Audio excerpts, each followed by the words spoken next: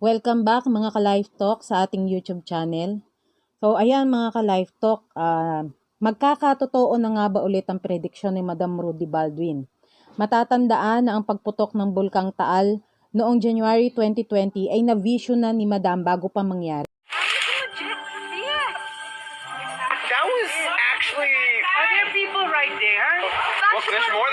Kaya yung noon. Ngayong 2021, muli niya itong na-vision at sinabi niya na puputok ito. Kahit ayaw ko siyang ipo, talagang pabalik-balik. Kasi yung pagsalpok sa Taal, kung ano yung eruption ng nakaraan, mas malala yung nakikita ko. Sa ngayon, ang mga residente sa Taal Volcano Island ay inililikas na. Ang Taal Volcano ay nasa alert level number 1 dahil sa monitoring ng PHIVOLCS, sa loob ng 24 oras ay mayroon na tayong 100 pagyanig.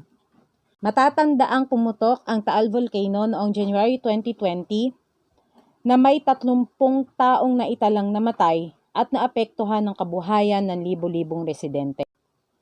Ito ang babala ni Madam Rudy Baldwin ngayong February 16, 2021. Pinuntahan niya mismo ang lokasyon ng Taal Volcano.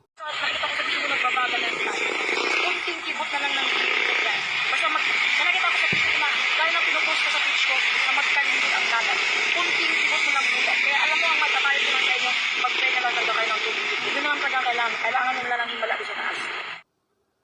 Magdasal po tayo para sa kaligtasan ng lahat.